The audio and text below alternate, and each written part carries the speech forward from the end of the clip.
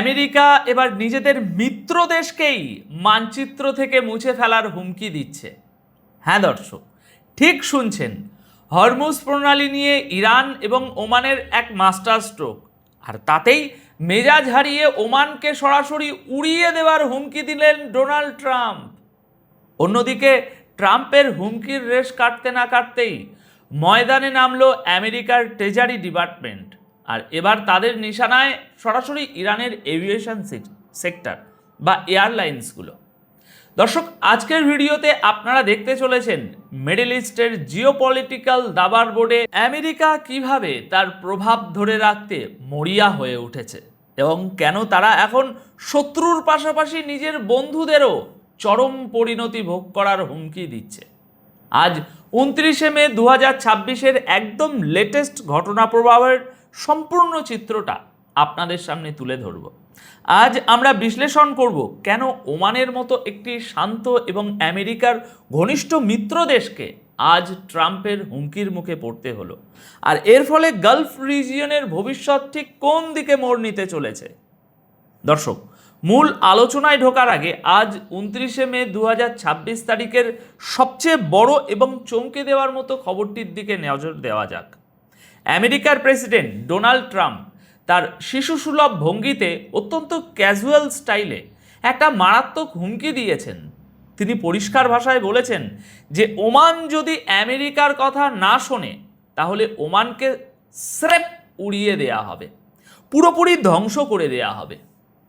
এখন এখানে একটা জিনিস বুঝতে হবে, ওমান কিন্তু আমেরিকার কোনো ঘোষিত শত্রু নয়, বরং তারা দীর্ঘদিন ধরে আমেরিকার একটি নির্ভরযোগ্য মিত্র দেশ হিসাবেই পরিচিত। একটি দেশের প্রেসিডেন্ট তার ক্যাবিনেট মিটিংয়ে বসে নিজের একটি মিত্র দেশকে বোমা মেরে উড়িয়ে দেওয়ার কথা এমনভাবে বলছেন যেন এটা কোনো ব্যাপারই না, একেবারে ছেলে খেলা।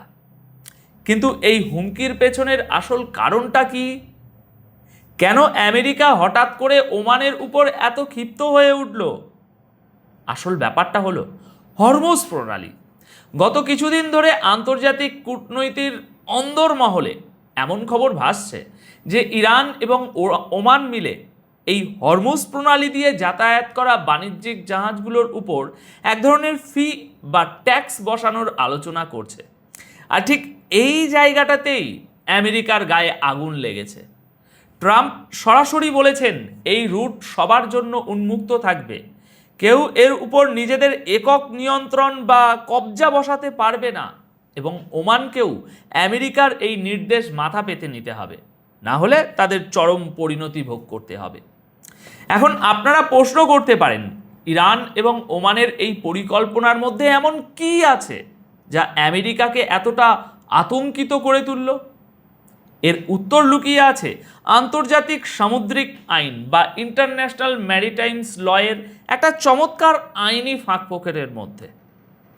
দেখুন, আন্তর্জাতিক আইন অনুযায়ী প্রাকৃতিকভাবে তৈরি হওয়া কোনো সামুদ্রিক রোড দিয়ে যদি কোনো জাহাজ যায়, তবে সেই রুটের আশপাশের যে দেশগুলো তারা সরাসরি সেই জাহাজের উপর কোনো টোল বা ট্যাক্স বসাতে পারে না। সেটা তাদের জলসীমার কাছাকাছি হলেও সরাসরি ট্যাক্স নেওয়া বেআইনি।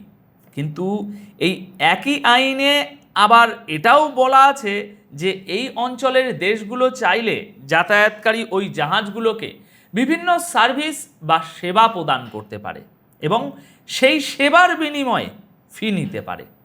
যেমন ধরুন, জাহাজের ইন্স্যুরেন্স, মেরামতের কাজ, তারপরে জাহাজের নিরাপত্তা, ডকিং ফেসিলিটি। ইরান এবং ওমান ঠিক এই আইনি মারপ্যাচটাই কাজে লাগাতে চাইছে।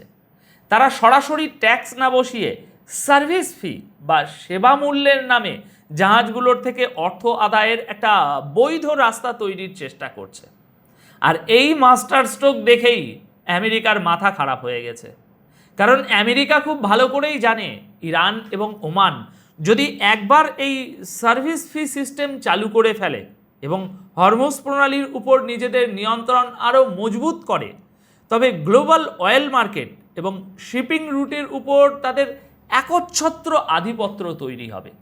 আর সবচেয়ে বড় কথা হলো, তারা এটা করছে সম্পূর্ণ আন্তর্জাতিক আইনের ভিতরে থেকেই, যা আমেরিকার জন্য ঠেকানো খুবই মুশকিল।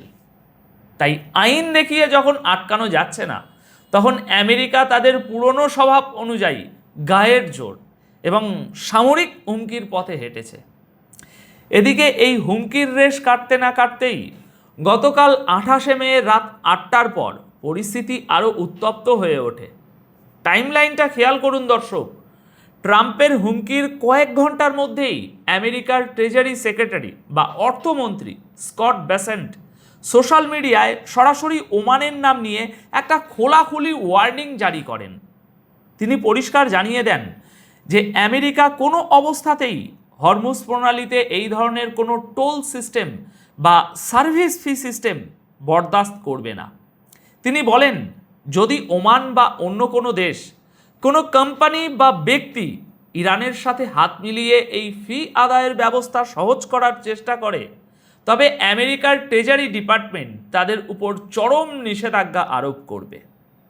স্কট বেসেন্ট আরও কিছু কথা বলেছেন। তিনি বলেছেন, গোটা বিশ্বকে কড়া বার্তা দিয়েছেন তিনি, যেন তারা ইরানের এই সামুদ্রিক বাণিজ্যের উপর আধিপত্য বিস্তারের চেষ্টাকে পুরোপুরি বয়কট করে। দর্শক, একটু গভীরভাবে চিন্তা করলে দেখবেন আমেরিকার এই আচরণ নতুন কিছু নয়।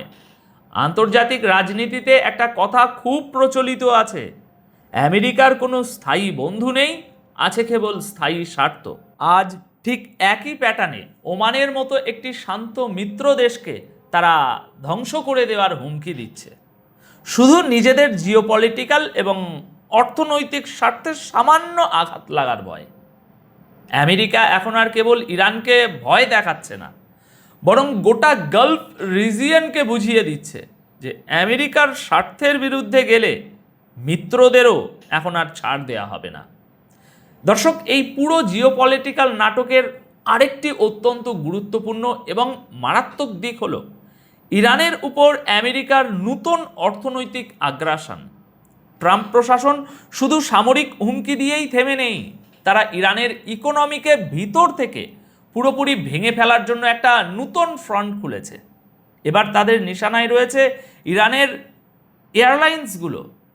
আমেরিকার ট্রেজারি সেক্রেটারি স্কট বেসেন্ট গতকাল ঘোষণা দিয়েছেন আরও একটু, যে তারা এখন থেকে ইরানি এয়ারলাইন্সগুলোর ল্যান্ডিং, রিফিউলিং এবং টিকিট বিক্রির উপর কঠোর নিষেধাজ্ঞা আরোপ করতে যাচ্ছে। এর মানে হলো ইরানের যাত্রীবাহী বা কার্গো বিমানগুলো এখন আন্তর্জাতিক রুটে সহজে কোথাও নামতে পারবে না, অন্য দেশের এয়ারপোর্ট থেকে বিমানের তেল নিতে পারবে না, এবং তাদের আন্তর্জাতিক টিকিট বিক্রির যে নেটওয়ার্ক, সেই নেটওয়ার্কও ব্লক করে দেয়া হবে। বেসেন্ট এই পদক্ষেপকে আমেরিকার ইকোনমিক ফিউরি ক্যাম্পেইন হিসাবে উল্লেখ করেছেন। দর্শক, এর পেছনের জিওপলিটিক্যাল চালটা কি বুঝতে পারছেন আপনারা?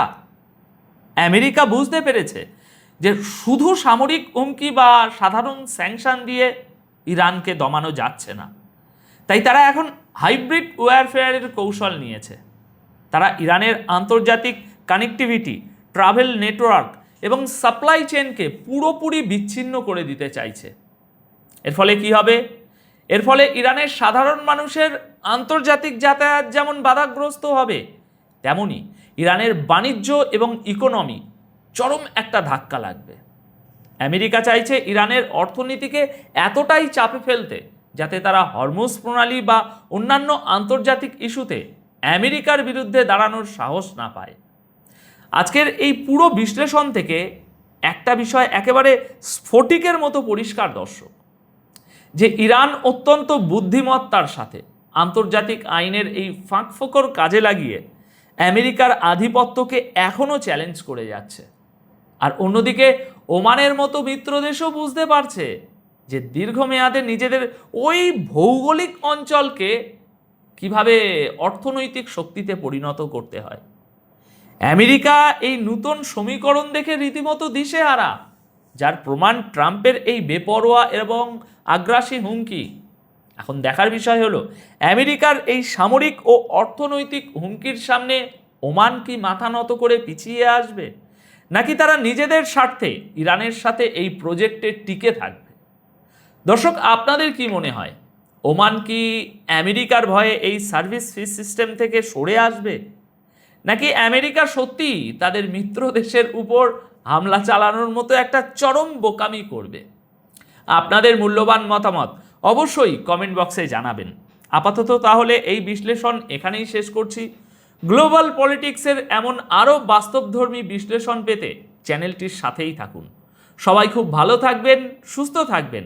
ধন্যবাদ আপনাদের সকলকে।